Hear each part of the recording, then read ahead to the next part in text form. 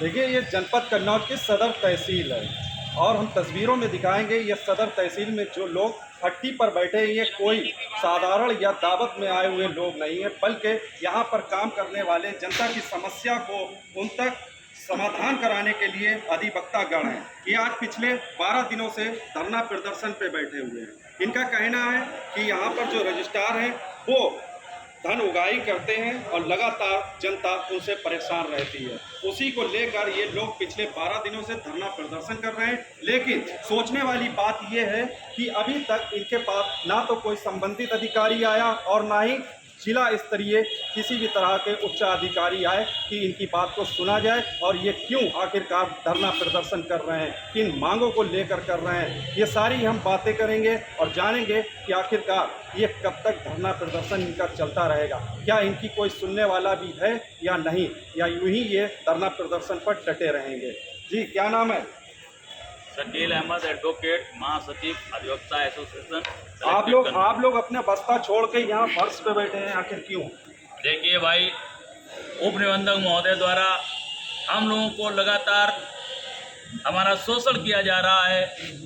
हम लोगों ने अधिवक्ता होने के नाते बहुत ही उन्हें कोऑपरेट करने का प्रयास किया, किंतु अब पानी सर से ऊपर हो गया। अब बर्दाश्त नहीं हो सकता है। अंततः मजबूरन हमें धरने पर आना पड़ा, क्योंकि अभी तक तो सिर्फ धन उगाही होती थी, अब तो हमें अपमानित भी किया जाता है। हमारे एक अधिवक्ता साथी हीरालाल जी को उनकी डीड को फेंका गया, और सिर्फ डीड ही नहीं, उन्हें जात सूचक गालियां दी गई। ये उपनिबंधक का कोई व्यवहार नहीं बनता है। ऐसी स्थिति में हम लोगों का कार्य कर पाना दुश्वार हो गया। मैंने प्रयास भी किया कि समस्या का हल निकल आवे, किंतु उप निबंधक कन्नौज हिटलर तानाशाही अख्तियार किए हुए बैठा था। आज दिन तक उसने हम लोगों से बात करने का भी उचित नहीं समझा। अंततः हमें 15 तारीख से धरने पर आना पड़ा और हम अधिकारियों से बराबर मिल रहे हैं, परंतु अभी तक किसी भी अधिकारी ने ऐसा कोई संज्ञान नहीं लिया जो इन्हें यहाँ से स्थानांतरित कर दिया जाए, इन पर एफआईआर दर्ज की जाए, इनकी संपत्ति की जांच कराने के लिए कोई भरपूर आश्वासन दिया गया हो। धरने में बैठे हुए आपकी मुख्य मांगे क्या है? किन मांगों के साथ आप धरना प्रदर्शन कर रहे हैं? मेरी सबसे पहली मांग है, जो हमारे साथी अधिवक्ता हीरालाल जी का अपमान हुआ है, उनकी डीड को फेंका गया है, उन्हें जात सूचक गालियां दी गई हैं, उनकी एफआईआर को लिखा जावे। दूसरी मांग है, ऐसी स्थिति में हम लोग उप निबंधक कन्नौज अश्विनी वर्मा के साथ काम करने में असहाय महसूस कर रहे हैं, इसलिए उनका यहाँ से स्थानांतरण हो जावे, वो किसी भी जनपद, किसी भी तहसील चले जावें, कन्नौज को छोड़ देवें। इसके बाद लेकिन सवाल ये उठता है कि जब आप लोगों के साथ इस तरह का व्यवहार किया जा रहा है अधिकारियों के साथ, तो आम जनमानस के क्या हाल होंगे? किसके पास जाएगा वो फरियाद लेकर? जब आपको धरने पर बैठना पड़ रहा है तो आम जनमानस ऐसे यही तो मैं आपसे कहना चाहता हूँ, ये धरना मेरा नहीं है, ये धरना उन गरीब लोगों का है, उन मजलूम लोगों का है।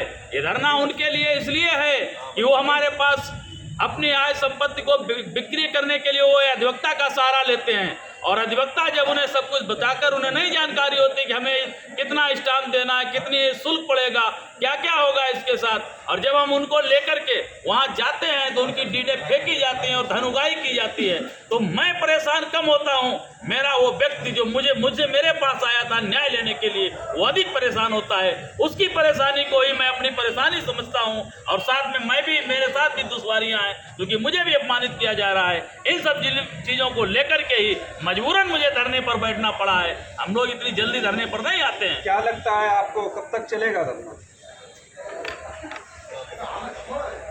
ये धरना जब तक सब रजिस्ट्रार कन्नौज का स्थानांतरण नहीं होता है और उसके खिलाफ एफआईआर नहीं लिखी जाती है, तब तक हम लोग लगातार धरने पर रहेंगे और अपने जनप्रतिनिधियों से आपके माध्यम से आह्वान करेंगे कि ये समस्या जनता की समस्या है, आएँ और हमारे इस आंदोलन में सहयोग करें, जिससे कि इस उप रजिस्ट्रार को हटाया जा सके। क्या लगता है कन्नौज जनपद के जो चुने हुए प्रतिनिधि हैं आप लोगों के पास अभी तक पहुँचे हैं?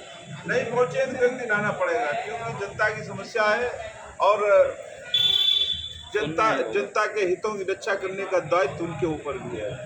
देखिए, हम आपको बता सकते हैं कि यहाँ पर जो अधिवक्तागण बैठे हुए हैं, इनका सीधे तौर पे कहना है कि हम उन भ्रष्ट अधिकारियों के खिलाफ मोर्चा खोले हुए हैं जो जनता को परेशान करने का काम करते हैं। हालांकि जनपद में और भी आला अधिकारी हैं, हम सबको एक तरफ से भ्रष्ट नहीं कह सकते हैं, लेकिन जो तहसील में इनके द्वारा भ्रष्ट फैलाया जा रहा है, उनके खिलाफ ये लगातार धरना करते रहेंगे जब तक इन्हें न्याय नहीं मिलेगा। इसी क्रम में और भी अधिवक्ता हैं, उनसे भी हम बात करेंगे। हमारा ये धरना विगत 12 दिनों चल रहा है और ये धरना हमारा स्वयं का नहीं है, हम अधिवक्ताओं का कोई धरना नहीं है।